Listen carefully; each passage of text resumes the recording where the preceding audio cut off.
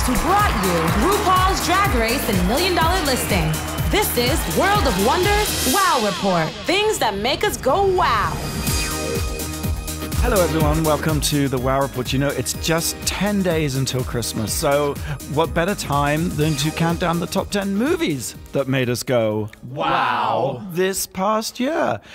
Without further ado, Wait, who are you? Who am I? What's going on? Who are we? It's a big question. It's the existential moment in the show. I'm Fenton Bailey, co-founder of World of Wonder, joined by the amazing Tom Campbell, Chief Creative Officer at World of Wonder. Hello, everyone. And our favorite Christmas elf, James St. James. Ho, ho, ho. Editor of the Wow Report and Literary Sensation. And of course, Blake, our millennial producer. Hi, everyone. Ho, ho, ho. Merry Christmas. So, without further ado, let's get straight into it. What's at number 10? Number 10. Number 10 on my list is a movie that I saw. It's The Big Sick. It is amazing. I've had a chance since seeing the movie to meet its writers and star Kamal Nanjiani, I'm so bad, and Emily Gordon, his wife. And this is a movie that everybody wins in. If you haven't seen it, you should, and take a listen. I saw The Big Sick. I've seen the trailers. Okay. And it doesn't look all that fascinating to me. It doesn't look that interesting. Tell me why I need to see it. Have you seen the trailer? I've seen the trailer, but I stopped watching the trailer because I was afraid of spoiling the movie for me. Is that crazy? I hadn't seen the trailer. I knew it was, and I'm terrible with names, Kamal Nanjiani, who is this amazing Pakistani actor. We know him mostly from Silicon Valley. He's a comedian. He's dry. He's funny. We love him, yeah. Yes. It's directed by Michael Showalter, who is from The State, MTV way back. He's a really funny guy. And most recently did Hello, My Name is Doris, that Sally Field movie. Did you ever see that? Yeah, okay, Which was sure. so sweet. This director seems to have this, and it's a Judd Apatow production. Well, right there, I'm drawn in. Okay, Yes. okay. And Michael Showalter has sort of perfected the new rom-com. He takes the very traditional rom-com, beats. Structure, yeah. But we don't have Jennifer Aniston or Kate Hudson or J-Lo in it. We have Sally Fields, a 6-year-old woman who's in love with a 30-year-old guy in Hello, My Name is Doris. In this case, it's a story which is about a Pakistani Muslim man who falls in love with I want to say Shitska, but that's wrong. But with the actress Zoe Kazan. Oh, is she Lainey Kazan's granddaughter? No, I love that. She's Elia Kazan's. Am I saying that right? Yeah. A Street Company, the director. She's his granddaughter. Oh, okay. The And other her, Kazan. her parents are Nicholas Kazan, who wrote Francis and Reversal of Fortune, things of that nature. Mother Robin Zwycord, who wrote Benjamin Button and Memories of, no pedigree whatsoever. Underachievers. Underachievers. But it's this amazing love story. People are complaining that it's a little bit like an episode or a season arc on Masters of None, because it's about someone who is from a different culture, who falls in love with a girl he's not supposed to fall in love But with. that's every Hollywood story ever. And it's the immigrant story. And you know what? So there's two of them. We have 90,000, white people falling in love, cute stuff. Sure. Yeah. But it takes a turn. It's very funny. Well, it takes a turn because it says it right there in the title, The Big right? Sick. I didn't know. I thought it was something like, hey, it's The Big Sick, get down. I had no idea. No, That's obviously sickening. somebody's going to get did sick, not am I know. right?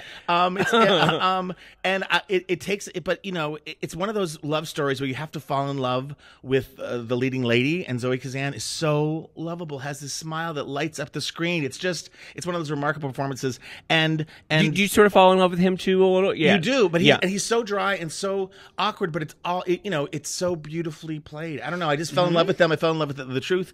You know how Judd Apatow, even like, Bridesmaids, like they just milk every scene. It's kind of long. Yeah. I love that. And in this case, there's not only humor to be mined, there's also heartbreak. So halfway through the movie, without giving too much away, Holly Hunter and Ray Romano show up, and they'll play a married couple, and they have some of the most funny. Holly Hunter is so intense.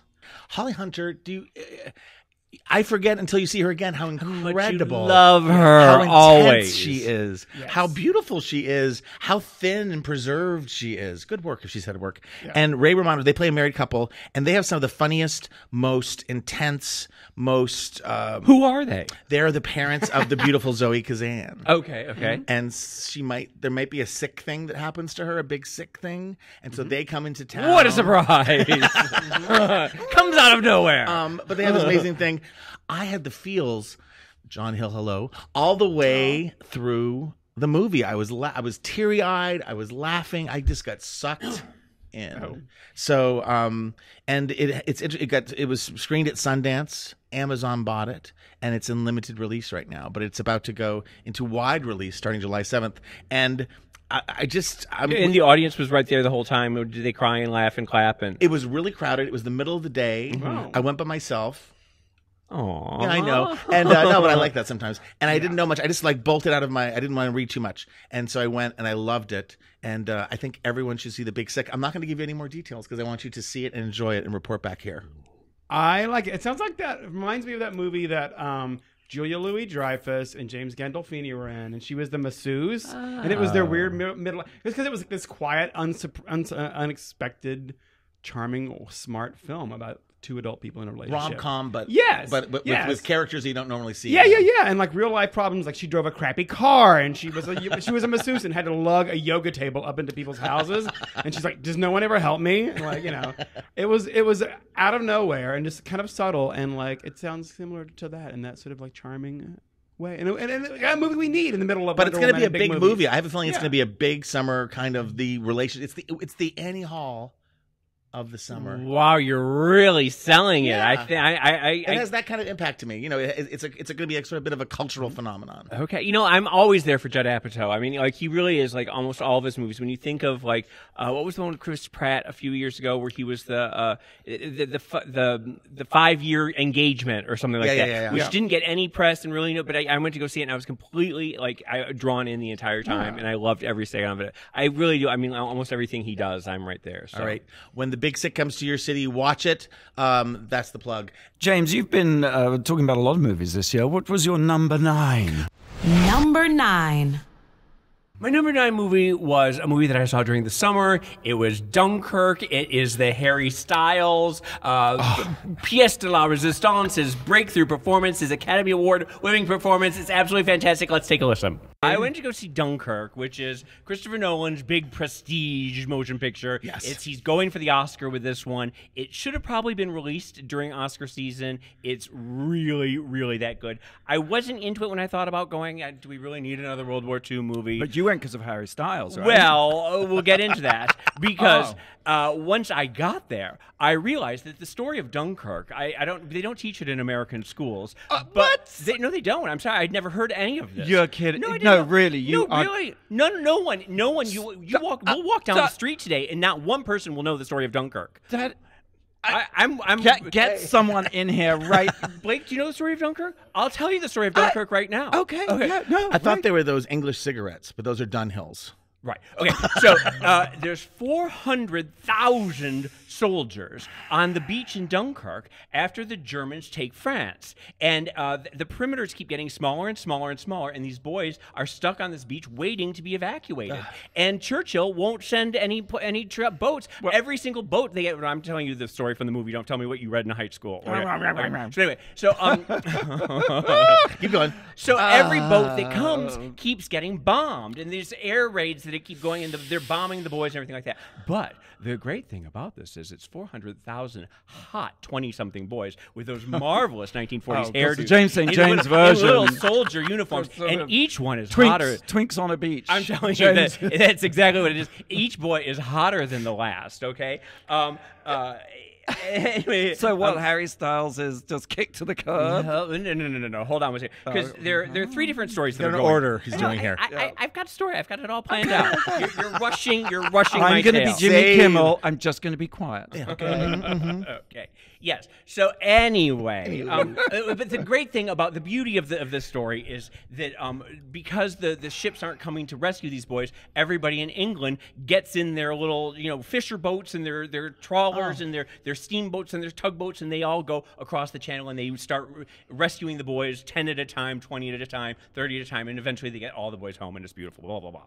So there are 3 different stories going on. The first one has these 3 boys: Finn Whitehead, Harry Styles, and a boy named Nurin Bernard, who is this gorgeous Welsh boy, and you know how hot Welsh boys are. They have those big blue eyes. And I'm a little Welsh, James. Yes. And these big, like, locks, cascading locks of curls. And it's because they just stand on the moors, the windswept moors, and brood, and they just have that look about them. Anyway, he's this boy, Aneurysm Bernard, and Nurin Bernard is They have his name. gorgeous names, the Welsh. Yes, and this boy is going to be a huge star. Anyway, it's these three boys, right? And there's the land, the sea, and the air are the three different stories. Three elements. Yes. And these boys are trapped on the beach. And by God, if there is a sinking boat, they get on it. If there is sniper fire, they're in front of it. These three have the worst luck of any soldiers in the history of war. Like, it's just... Every single scene is just this heart pounding. They're drowning. I mean, and poor Harry Styles. You think that he's just going to have this little part. He really is in the entire movie. He carries the movie, and he's really, really good in it. These three boys are, like I said, Finn Whitehead, Harry Styles, and Nurin Bernard. Absolutely fantastic. There's another story. This is the one that really pisses me off. Tom Hardy is an air fighter pilot, and the whole movie, it starts off, and his gas tank is on empty.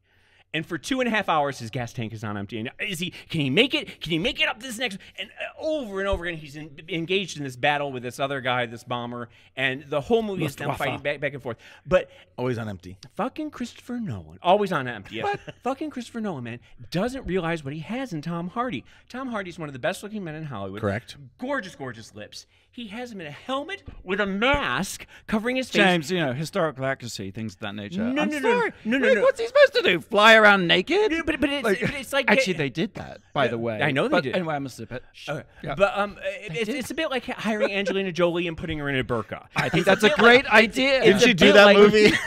It's a bit like Casey Affleck in a ghost costume. Like, you're paying money for these people. Right. Show their assets, right? And if you think about it, fucking Christopher Nolan did the same thing in Batman: The Dark Knight Rises. He had him in the Bane mask. He keeps hiring fucking Tom Hardy. But what about the actor who does The Hobbit and all those things? I mean, he's always in funny clothes. But he's not Tom Hardy and his chin. And the guy's going to win the Oscar. The guy who read the tweets. The Golem person. Oh, Andy Serkis. Yeah. Thank you. Yeah. Well, he's always having to. Andy Serkis is actually better looking as Golem and as the ape than in real life. Burn. And the third story is on the sea, and it's this family. Getting the wrap-up sign. What? Keep going.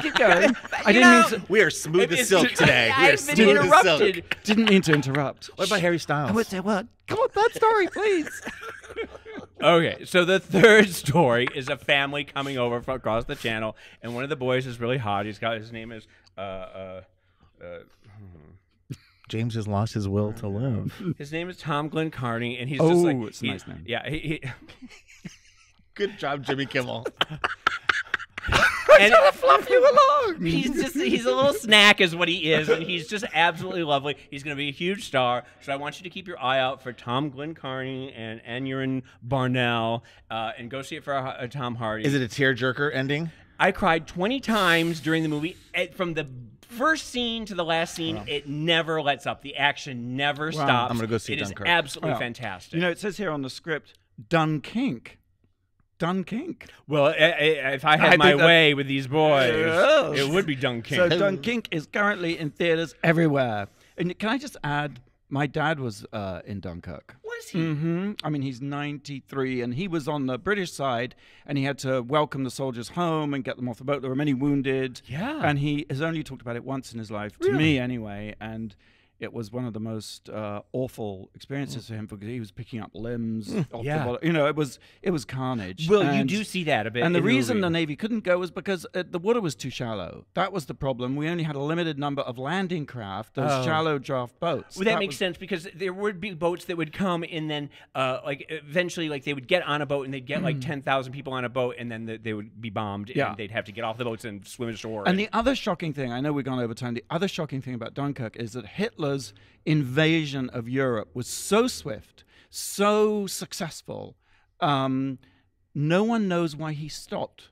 if he hadn't stopped when he did, Dunkirk wouldn't have happened because they'd have all been killed. They were all trapped. And if Hitler had made it to the ocean, but he called his generals back, and no one... it's one of the greatest military mistakes of all time. Well, it starts off... And that was the turning of the war. Yeah, they're at the perimeter of where the Germans are pushing in, and the boy is being chased by sniper fire, and they have stopped. They stopped, and no one knows why. And it was a little Trumpy in the sense that Hitler was paranoid that his generals thought they were the ones running the war, and it was Hitler's war. Fatal military error, fortunately, for all of us, and for freedom and mankind. Oh, I love that movie. Number 8. So for me, my pick at number 8 is Thor Ragnarok. James, what's your joke? Thor Ragnarok of the Boston Ragnarok? I didn't know. I loved his mother Bitsy. For me, this really is the movie of the year. It's camper than Beethoven, camper than A Row of Tents. It's the gayest movie you can possibly see. Let's listen. I went last night. I was lucky enough to be invited to the premiere of, the world premiere of Thor Ragnarok.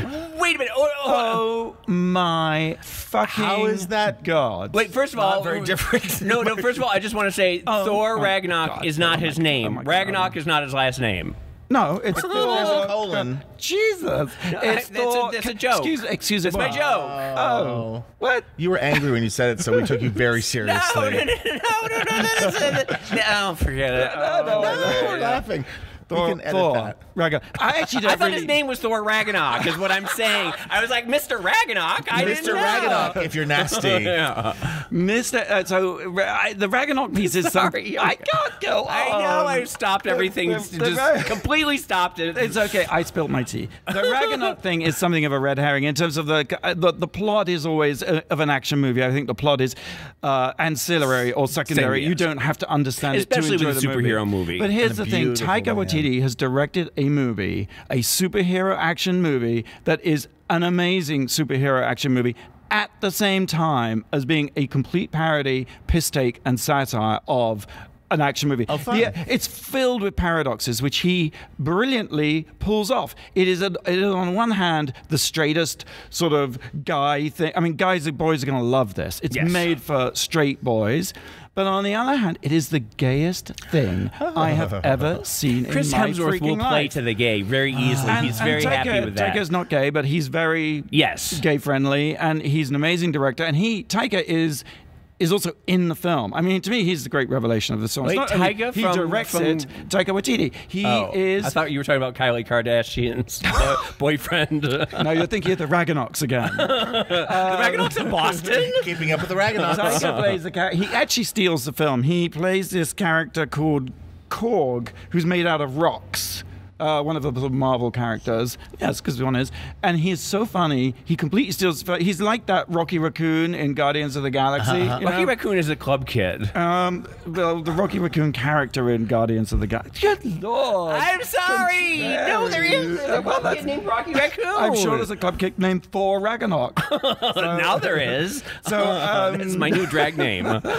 Yeah. Thor G. Ragnarok. So, and there's a great, oh, good God, Kate Winslet camping it up in the most amazing antler headgear I didn't know she was in it. As the goddess of death. Fantastic. And there's the other amazing thing. It's an incredibly action-packed film, but not really that gory. Good. You know, it's like incredibly violent, but not really visceral or yucky. I mean, I'd take my kid to see this, no question about it. I have heard that it is the best Marvel movie they've ever made. It is the best action movie. And it is the best superhero movie. Jeff Goldblum also. Oh my God. He plays the Grandmaster, who's like a kind of Vegas kind of, like the guy in the Hunger Games. Snow. That kind of character. Not Snow, no, the host, the TV host. Oh, right, yeah. But he is insane. Jeff Goldblum, you know, you've seen those apartments.com ads he's done.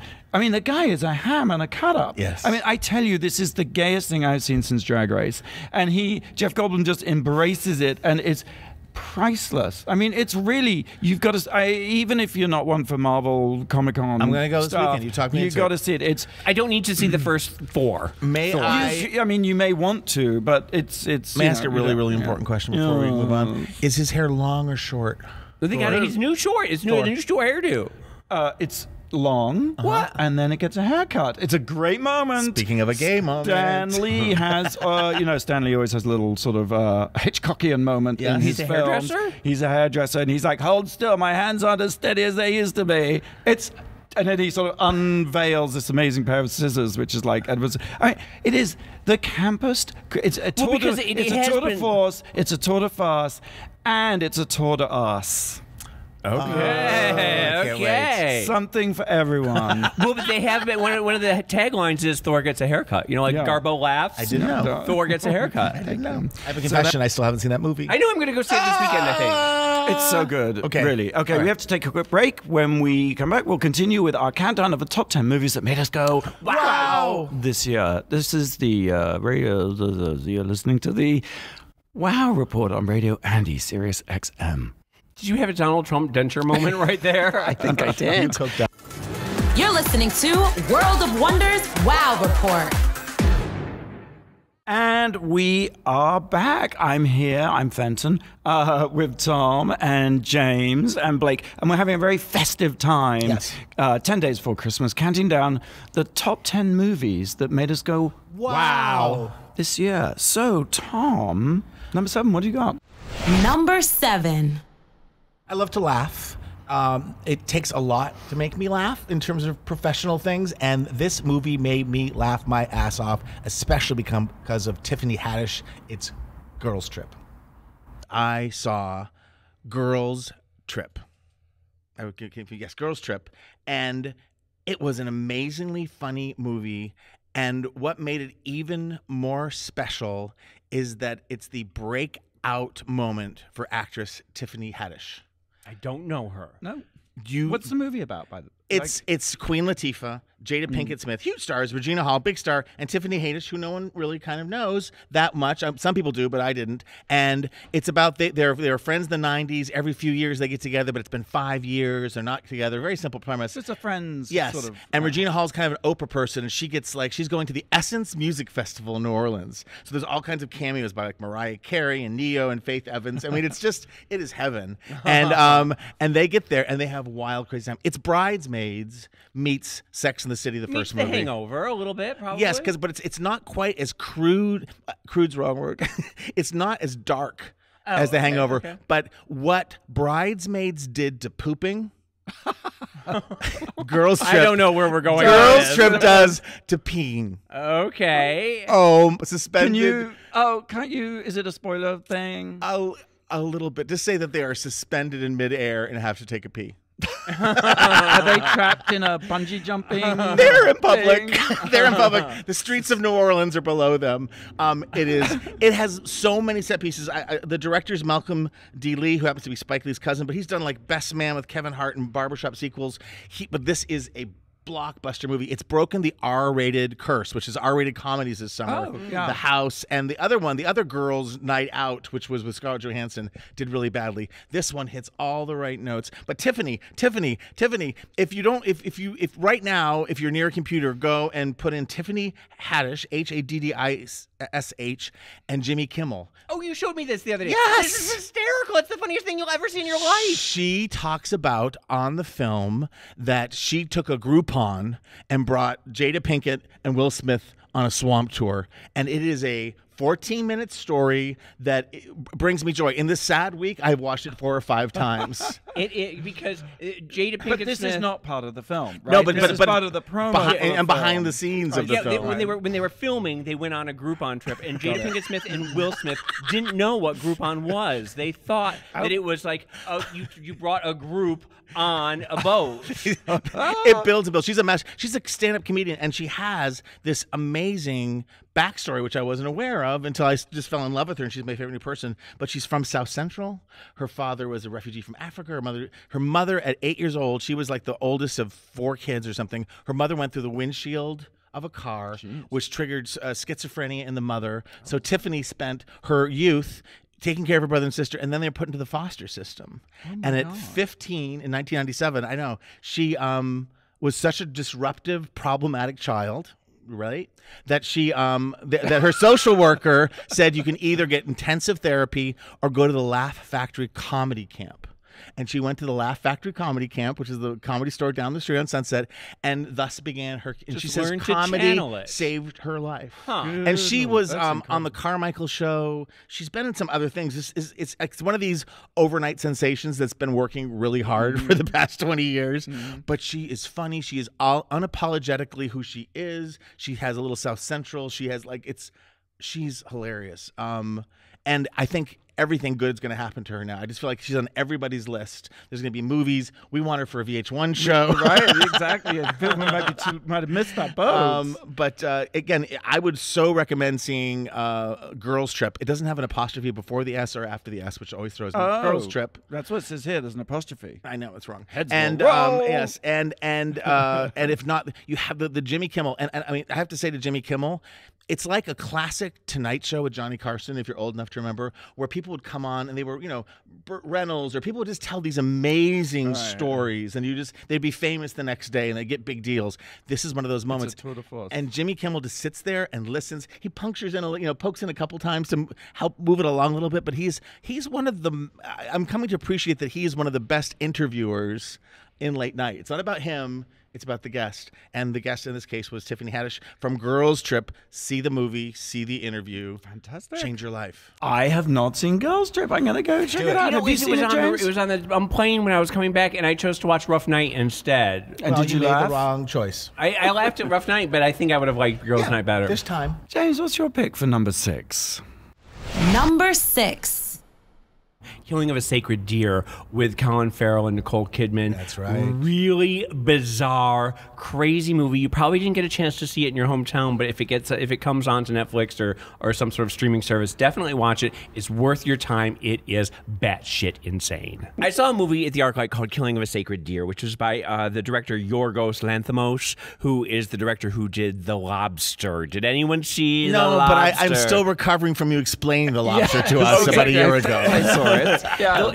He's a very surreal director, and he takes us and puts us into this alternate dimension where he very slowly and methodically things get batshit crazier and crazier and crazier. The Lobster was sort of his take on what romantic comedies is. This is his take on what a psychosexual thriller is. It stars Colin Farrell is a cardiovascular doctor, and he's married to an icy Nicole Kidman. Is there any other kind? And they have 2 children, a teenage girl and a boy. And he has this unhealthy obsession with this 16-year-old boy. And it starts off, and he's buying the boy pie, and then he gives the boy these expensive presents, and it's sort of like he has this secret little side relationship with this boy. And soon after, the boy shows up at the hospital that he works at, and he's like, "What are you doing here? What are you doing here?" And he's sort of freaking out, and a colleague walks past, and he says, "This is like a patient of mine." And the colleague's like, "Yeah, okay, whatever." And so he starts to get emboldened by the fact that he gets away with being seen in public with the boy. So he brings the boy over for dinner with Nicole Kidman and the kids. Poor Nicole Kidman. Always marries the wrong guy. And so in life and in the movies. After that, the boy starts to insinuate himself into the family's life. And until halfway through, it's sort of revealed what's really going on. And by that point, but you're not going to tell us. I'm not going to tell you. But it's too late, and things really go off the rails from there. And the whole movie, everyone in the audience is going, "What the fuck? What the fuck?" People are just screaming it in the theater. Like, what? At the ArcLight, people were screaming? ArcLight. Yes, people were screaming. I swear. Well, that was me and my sister. But basically, people are gasping throughout the movie because it keeps descending level after level of weirdness, and it's beautifully shot. It's like sort of a postmodern Ingmar Bergman. Think of like the stark interiors where everybody's having these like mad monologues that make no sense, and then it's like Stanley Kubrick in a K-hole because there sounds these, like Mother, which also goes off the rails. People right? have been saying that, but it's not, because people hate Mother, and you will love this. It's a good thing. It's amazing. How's it compared to The Lobster? Well, it's interesting. you like the lobster. No, it's interesting you should say that because to me, it's what Eraserhead was to Blue Velvet. It's that leap in artistry. Okay. It's what Bananas was to Annie Hall. Okay. It is this Yorgos Lanthimos is one of the most exciting people on the planet, directors on the planet, and low key, Colin Farrell has become one of the most interesting actors in Hollywood right now. When you think of you think of In Bruges, you think of The Lobster, you think of he was in Seven Psychopaths. He's doing all these dangerous movies, yes, edgy he movies. Is. He was just in the Sofia Coppola, The Beguiled. He's doing like lots of. He's making interesting choices, and he's turning into sort of a daddy character. Is he sexy in it too? He's sexy, but he's got a dad bod, and he's naked. Nicole Kidman is naked. You see, he's like sitting there, and at one point, like him and Nicole Kidman can only have sex if she pretends to be anesthetized, and then he jerks off on her. There's like all Is that sorts unusual? A lot of that going around. I was gonna say. But it's just the movie is creepy and scary, and if you like weird, fun things, go see it on the big screen because it is just so very good. Can you share like the title? Like, does the title make sense, or does it give it away? If you I mean, say? in sort of an allegorical sense that someone has to die, So the and boy so is- somebody is sacrificed. The boy is Bambi. Basically, yes. Number 5. My pick for number 5 is a documentary. Yes. So intellectual. Jane. I saw it at the Hollywood Bowl. Right, I remember. It just an amazing documentary about this woman, Jane Goodall, who studied chimpanzees. You went ape for this movie. Oh, that's really good. No monkeying around here. Let's pause to consider these jokes. Let's listen. So Jane is a documentary from National Geographic, the first documentary that has ever premiered at the Hollywood Bowl. And it's about Jane Goodall. Love her. Right? Love her. Gorillas in the Mist, Jane. Well, right. No, that's Diane Fossey. Exactly. But related in the sense that Jane's claim to fame is that she did the first ever longitudinal study of chimpanzees in the wild. And huge breakthrough revelation was that until this point in 1960, everyone believed that mankind was the tool animal. That's what separated us from the animals. She was the first that we one to used notice to. they And used the stick to get the ants observed into the chimps. Yes, and they would use the stick like a lollipop. Thank- Yes. Excellent, James. I So know that. smart. I know. And they would also take twigs off trees and strip the leaves off to fashion a tool. So, of course, she being a woman, she was up the jungle, and she revealed this. And everyone was like, "Who is she?" And she didn't have a science degree. She had no qualifications. But she was to do this. she's a very pretty woman, and she's gorgeous. very photogenic. Yes. But of course, in the sexism of, I'm sure we'll be talking about this later. Yes, we will. But no one believed her, basically. So National Geographic said, well, okay, we're going to send someone to document your studies to prove that you're talking. And she was like, I don't want anyone. So they send this gorgeous cameraman. Let me see what his name is. It's a fabulous name. Baron Hugo van Loeck. the So he shows up, and those gorgeous shots of her looking. I mean, she's beautiful. Yeah, and you can tell the cameraman thinks she's beautiful too. Just loving, lingering shots of her at sunset, her at sunrise, And her I in the think bush. that's helped with her initial fame in the beginning because Right. she was so gorgeous and photogenic, Right. and it really did help bring people into the Well, plight of the Do I chimpanzees. see Gigi Hadid recreating this for Vogue? Sorry, with these prices. Long story short, they fell in love and they got together and they were happy on this, in this Gombe in Tanzania, watching the chimpanzees. And of course, the reason for the documentary is that they found all this footage in their vaults. It's been sitting there for decades, and it is beautiful material. And the most interesting part about this Yes. is that the documentary is set to the Philip Glass. Of course, I left that bit out. Yes. Anytime you have a documentary and you have a Philip Glass score Goodall, I just get a hard on. It's Akhenaten all over again. Exactly. It just creates gravitas. Yes. And documentary And so was imports. Philip Glass there? No, he wasn't. But Jane Goodall was. I had no idea she was still alive. Yes. And still just a lovely old woman now. She's 83 years old. 83. And still just pretty.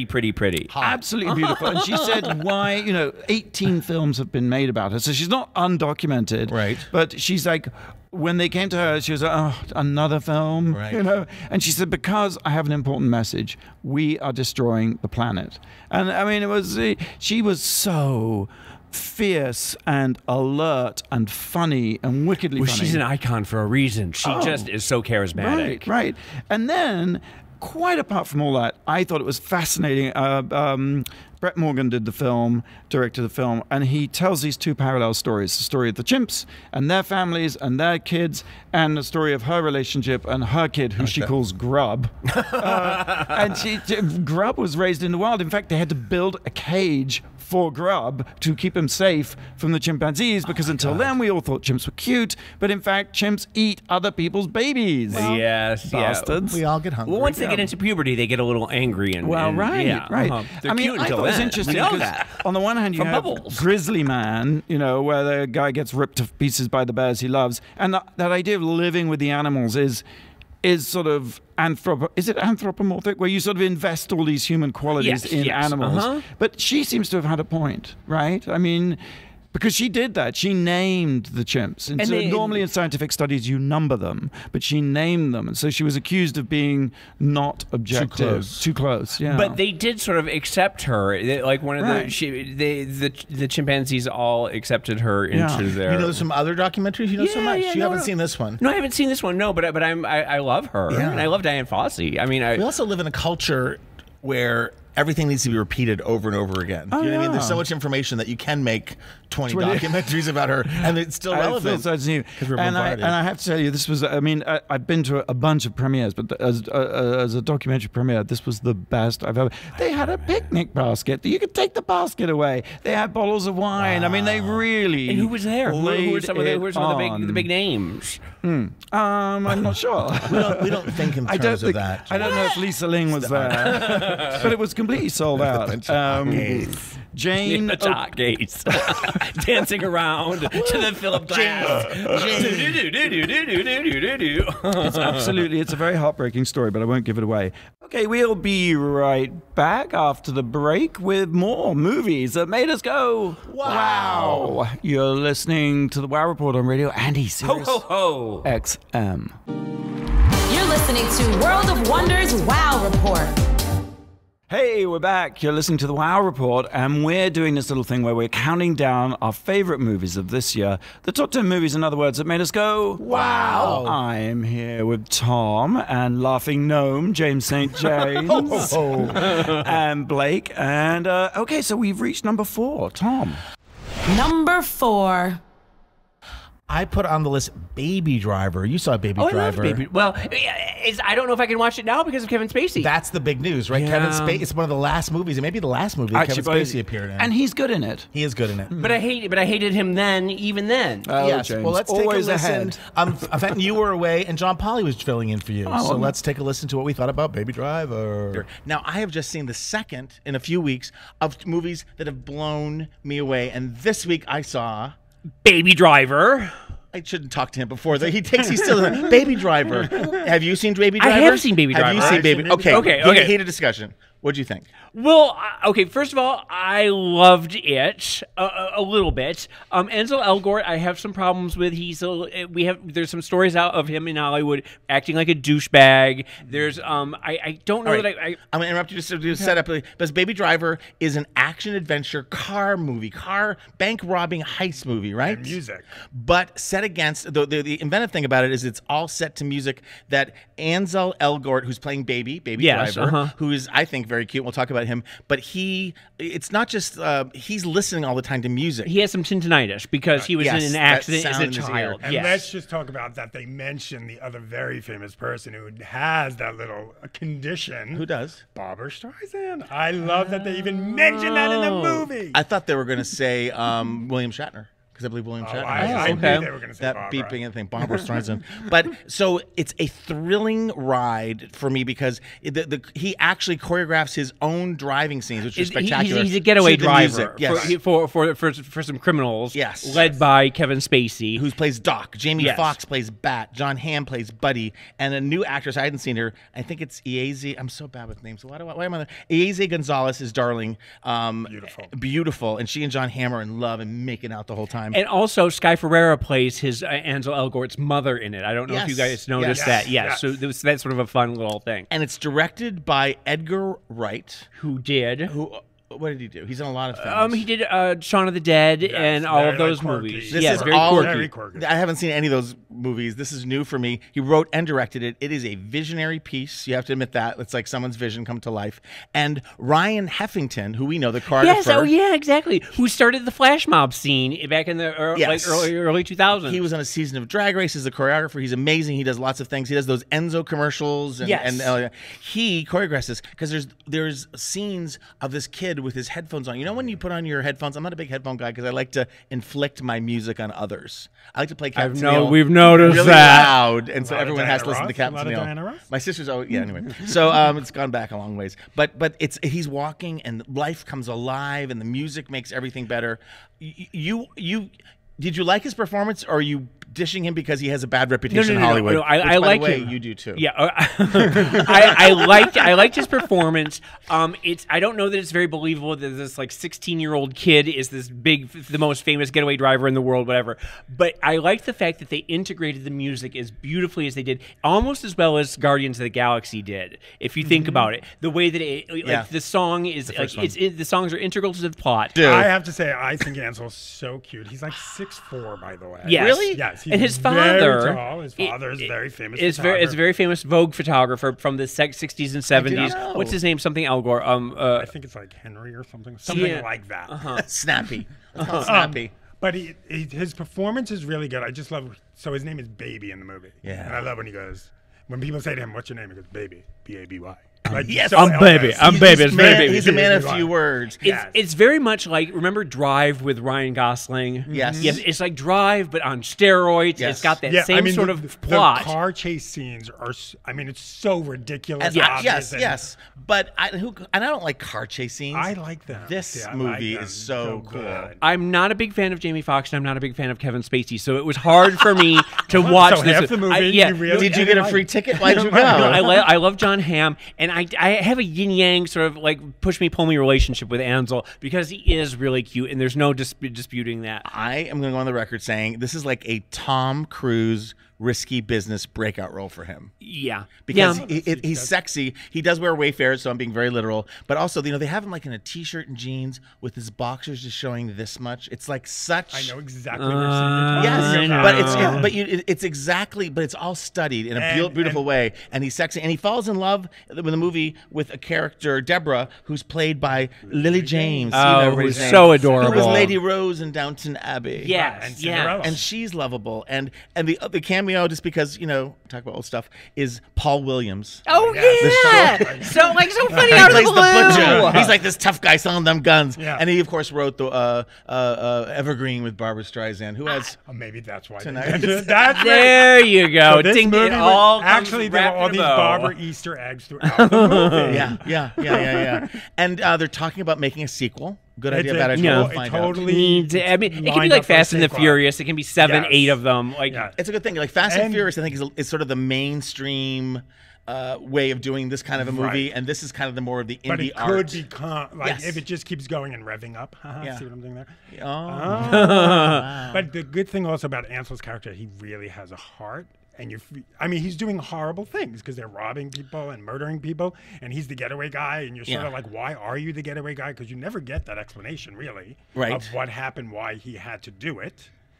Yes, you do. no. He stole the car of Kevin Costner Of and had Kevin it. Spacey, but yeah. he never Yeah. and then Kevin Kevin- Spacey finds if it gets finds Sims, him and they made have him pay him back It's for like stealing the car. But it is. I mean, it is sort of a formula movie, but in between the formula turns, There's all this little is love. this soul? It has a soul. This movie, because I don't like Because action he's adventure also movies. taking care of his foster dad, Yeah. who, in a twist of things, is deaf. which So is he didn't hear also the a music, little bit. which is pretty amazing. It's a so little bit deep. like what's the movie with Ryan Reynolds where he's the Deadpool. Deadpool. It's sort of like Drive meets Deadpool, because remember, Deadpool was taking care of Leslie Uggam. Leslie Uggam. Yes, and so she was blind, and so this Yes, guy and she couldn't remember the lyrics. The spring is busting out all over. It's a whole other Anyway, all right, Uggam, like we, solid gold. we have to move on. So, one thumb up, Yes, for sure. another thumb up, Another 2 thumbs thumb up. down. I have a thumb. sideways thumb. All right, Okay. 2.5 thumbs. You know, I love Baby Driver. Can I just say, I know Edgar Wright from years ago when World of Wonder first started. We did a show called Takeover TV, and Edgar Wright's homemade movies were a key part of that series. So you could say we gave him a big break. You could. You've given a lot of people their big breaks. I don't think he would say that, though, for sure. I agree. Okay, moving on. Number 3, James. Number 3. Number 3 is a little movie called Ingrid Goes West that was a comedy about social media stars, very sort of the moment. It stars Elizabeth Olsen, Aubrey Plaza, O'Shea Jackson Jr., who's Ice Cube's son, and he's really handsome in it, and also one of my favorite stars on the planet, Billy Magnuson. So give that a listen right now. I saw Ingrid Goes West. I don't know if you've heard about this. I want to see this, but I haven't. It was a big Sundance hit. It's really, really good. It's a comedy. It stars Aubrey Plaza as a girl who can't distinguish likes from relationships.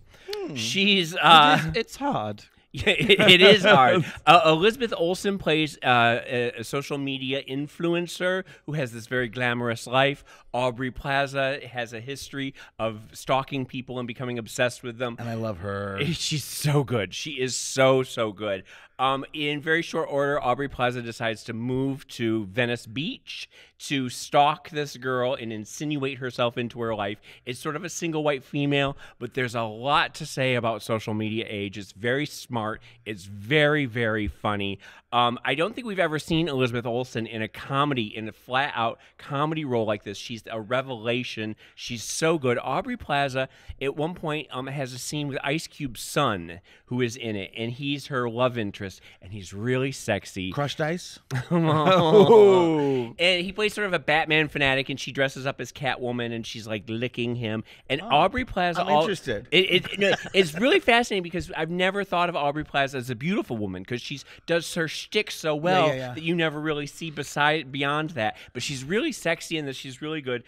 I want to do a hot men's of the week. We haven't done this for a long time. Oh, God, it's not since Dunkirk. Now I know you two roll your eyes No, every time. no. I No, it's see just the our looks way of- the secret looks you give each other. Secret looks, but of course we're secretly very, very excited to Okay, hear about hot okay. men's, and we just pretend to be above it all and like, oh, James, you old perv. Go on, we're listening. Well, this had Billy Magnuson in it, okay? And I don't know if you both know who Billy Magnuson is, because he's been around. You, Fenton, know Billy Magnuson because he played Kato Kalin in the American Crime Story O.J. Simpson, okay? You know Billy Magnuson because he's on Unbreakable Kimmy Schmidt when Jane Krakowski's husband is wrapped up, and then they unwrap him, and he's this beautiful blonde man, and he's sort of a dizzy blonde boy. That's him. He was also in, he was Rapunzel's prince in Into the Woods. Ah, well, I remember that. No. He had that wonderful song that he sings about how he's a hot prince. Remember?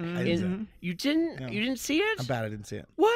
But I know who you're talking about now. Well, I started watching him. He was on As the World Turns. And I started watching As the World Turns because this boy was on it. And you just saw these pictures, just this blonde, just beautiful, beautiful boy. If hot men was the stock market, St. James would be the richest man on earth. But he finds them early. He invests in do them early. I found him. I found him 5 years. You are the Alan Carr. I am, and we will get it. yes. But about 6 or 7 years ago, I started watching As the World Turns for this boy. He was also on. He was nominated for a Tony a few years ago for Vanya and Sonia and Masha and Spike, and there were a million pictures of him. He was Spike. He was this sort of like hustler. He was in his underwear the whole time. He was nominated for a Tony for it. Anyway, And he's in this movie. Anyway, in this movie, I think we have to put some pictures on the yeah, we do. Anyway, in this movie, he plays the ne'er-do-well, a really entitled brat of a brother of Elizabeth Olsen, who sort of comes in the third act, and he has this scene where he's in his underwear and he's doing coke and he's dancing around and he's threatening Ingrid.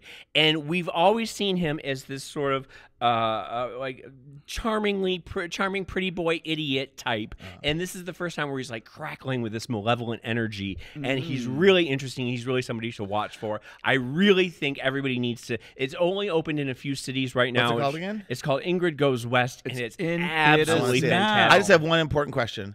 What kind of underwear is he wearing? Well, he's wearing boxers, but everything's flopping around in it, so it's really nice. But I do want to say that it's something that's like really timely. We've never had a social media movie yet about a social media star, and this is like it's like it does it really well. It's really smart. It goes really dark very quickly, but it never loses its funny energy. It's the You've Got Mail of 2017. I'm teasing. No, it's a single white female is what it is. It's single white female, or it's all about Eve. It's All right. that type of I can't thing. wait to see it. So that's Ingrid Goes West. Number 2. My pick for number 2, and this movie really made me go, wow, wow, wow, wow, fucking wow. It's I, Tonya, the ice skating extravaganza based on a true story. You just saw. I just saw it. It's amazing. And you've been thinking about it ever since. Can't stop. Take a listen. Tonya. This is the movie about Tonya Harding, the skating scandal in 1994. First of all, you should say, you got to know that Tonya Harding was the first woman to successfulily execute a triple axel. I have no idea what that is, but it was an amazing, impossible to do feat. Yes. And she did it. Yeah. And Tonya Harding came from a bad background. She was abused growing up. She actually wasn't classy. She was white trash, and she had no money. And so, the whole figure skating up world against a Disney princess. Yes, Nancy Kerrigan. And the whole figure skating world is all about etiquette and sort of dresses. And What an it's about underdog pretty. in some ways, right? Yes, it's princesses. Exactly. And so anyway, Tanya and Nancy at the top of their game. And Harding's husband and douchebag husband and douchebag bodyguard hatched a plot, hired a guy to attack Nancy Kerrigan with a, what do you call those things? With a pipe. Club, a stick, Club a pipe. A baton. A baton? No, it was more than a baton. It was like a baton. A billy club. What are those things that you do tires? Oh, it's just getting... A caveman club. No, Let's make it the trivia question this week. So anyway, long A story. tire iron. Thank you. Short story long. Nancy was out of the... So the idea that she couldn't be able to compete in the 1994 Winter Olympics. Why me? Tonya was banned, and we actually did hear from her since. She made a porno movie with her husband, which is pretty amazing. You watched and then it? she Did you watch it? I've seen it, yes. I mean... Didn't she do boxing on Fox? And then she became a celebrity boxer. Yeah. But this movie, I have to tell you, it's so good. It's done who as all plays her? scripted movies should be as a mockumentary, because we all know documentaries, truth is stranger than fiction. Yeah. And by embracing that sort of method of approach, they set it up at the beginning saying this is based on interviews between Tonya and her husband, and they're completely opposite stories. And from that moment, you're in for a wild Wait, who plays ride. Tonya? Oh, gosh, I've left it out. Margot Robbie. Thank you. Oh, I love Margot Robbie. And she Harley produced, Quinn. Yes, she produced the movie too. They just had the premiere down the street. It's scripted I by... went last night, Oh, tell darling. us. Did you watch it? Yeah, I saw the movie. I saw Margot and Allison Janney on the red carpet. And they looked amazing. And at the very end, they brought out the real Tonya Harding. What? Yes. It was What did she amazing. say? Saw What your did she pictures. say? She didn't say anything. They just said, Margot brought her out and said, this is who the movie's about. And she kind of waved. And Well, wait a minute. Here's the Wait, thing. hold on. Wait. Yeah, Is Tonya having sort of a resurgence? Are we rethinking I think it's her Tonya in time. his... I think it's time to reevaluate Tonya. Okay, yeah. Are we bringing her in for a meeting? She's in town. Right, bring her in. Bring her in. Blake, call I'll her. get on it. So listen, Margot says this. We never wanted her to be a victim of Tonya. She's definitely a victim of everyone's judgment. And I remember that. That's true, Yes. right? She's a victim of abuse, but we didn't want her to feel like a victim. We didn't want her to feel like a villain either. We just wanted to be a person. Just wanted her to be a person. And I think that's what they do. And then, she's being beaten by her mother, and she hits back. I mean, this is a film feisty little girl. that really puts domestic violence kind of front and center, and it's uncomfortable to watch while also being hilariously funny. And I hear that Allison Janney Steals the film. Is gonna get an Oscar. Completely steals the film. It is the campus, most outrageous, It may be Brilliant my favorite performance. movie I've seen this year. I think so. I'd say that for me too. Really? Your favorite movie of the year? Well, Thor Ragnarok is my Okay. number one, I suppose. So this is equal number one. I mean, I've read some reviews that say it's cruel and it's making fun of her in a way that you felt that our film about Anna Nicole Smith made fun of her. You'll never forget that, will But you? I don't think it does. I Dark really Roots, think Anna it Nicole. does. 20 years Production. later, and I'm still getting. Oh, honey, Give notes once it's I don't locked. forget. Don't give notes. Oh, is that the rule in Don't Hollywood? give notes. I loved it.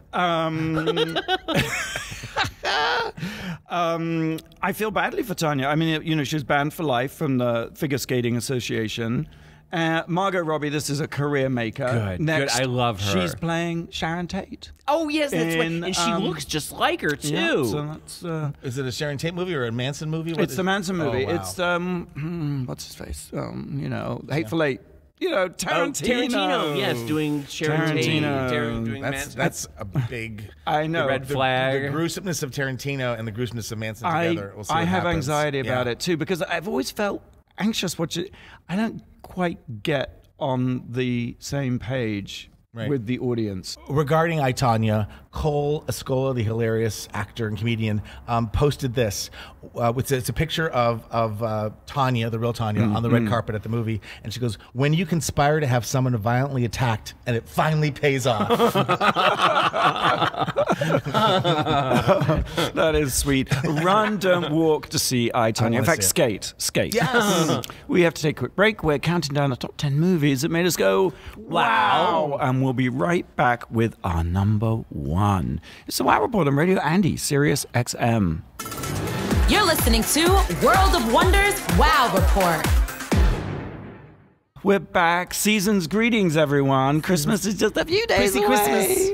I'm here with James and Tom and Blake, and we've reached that delicious moment where we reveal the number one movie that made us go, wow, this year. Number one. And it is... Get out! Get out! Now I can't remember anything as we know Right. from watching this show, but I remember feelings, and this movie hits all the criteria. It made me feel. It scared the shit out of me. It was funny. It was also intensely about this year, right? About sort of race and looking at it from a different point of view for me. And you didn't have to be African American. It was about people that you thought were your friends, people that you thought were your neighbors who are like Trumpians and racists. And, you know what I mean? I really feel like this should be, without any joking, this should be the movie of the year. This should win the Oscar. I think it is the movie of the year because it so artfully blends comedy and Horror and thought-provoking. Yes, and it's this sort of melange of genres, and it does it so well. I mean, it echoed for me a little bit of the Stepford Wives, you know, and I've Yes. always loved those sort of suburban living zombie type films. This was sort of in the during the time that the feminist movement was threatening right, everyone. Right. And now that it's about Black Lives Matter and everything else. But you know, there's a controversy about it, which is because it's nominated for Golden Globes, and it's in the Golden Globe category it's as a a comedy. Well, it is funny, but that's not its main talking point. Right, but remember also there was that scandal. Well, it wasn't a scandal. What was the film that they nominated as a Mars? They said Mars was a comedy. And didn't he win best comedian I or think something? so. I mean, so it's a good strategy. They're now calling it category fraud. It's a good strategy So to it win can snatch sink, trophies. it can sneak in and Am I evil to say that the Hollywood Press Association and the Golden Globes are like award fraud? don't you dare, because you're gonna want them at some point for one of your shows. But here's the thing. It was submitted. I mean, there's a little bit of misinformation out there. You Supposedly, just ruined RuPaul's chance of ever winning a Golden Maybe if Pia Globe. Zadora is on RuPaul's Drag Race, then we'll win. RuPaul's Drag Race is a tragedy, not a comedy. Anyway, I'll say. bitch. So Universal Pictures submitted it as a comedy. So it wasn't the Golden Globes, even though they had the discretion to put something somewhere, they didn't make the determination. And at first it was said that Jordan Peele himself had suggested it be a comedy, but then he came out on Twitter and said, it's a documentary. Fighting words, right? And who's the actor in it who's so fantastic? What's his name? I can't remember. We'll have to look it up.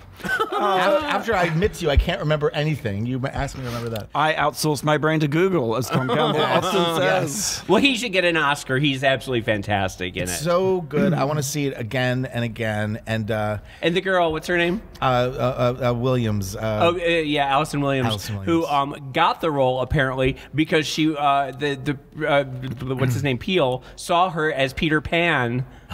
Yes, on NBC. And which was just horrible, but he said there was something about her that she managed to rise above the material. Perfect casting. I'm obsessed as you are with watching Turner Classic Movies. Yeah, sure. Genre films and great performances. This will play over and over and over again. This is a classic. Well, right. It was made for $4.5 million and has grossed $250 million, which is amazing, an amazing achievement. And his name was Daniel Kaluuya.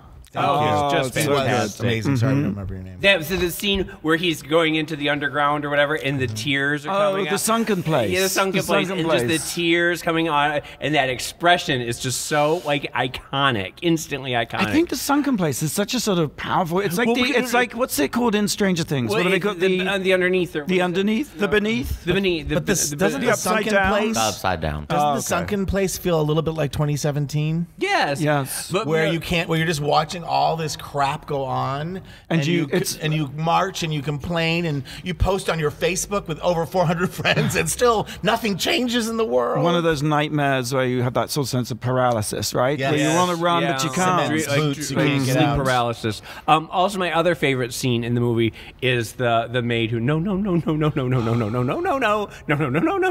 Remember? Yes. Oh, that's so good. Every performance, every moment. Yeah.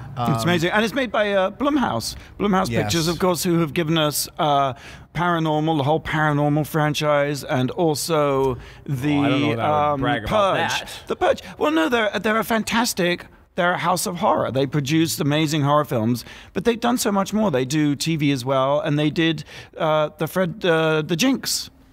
Yes. Which is amazing. Yeah, no. I mean, the best movies are these ones that are stepping outside the Fred the Durst box. story, the true crime story. I don't know what this is. The Jinx. The Jinx was on HBO. Oh, yeah. Not Jinx Monsoon, drag queen, RuPaul's Drag Race.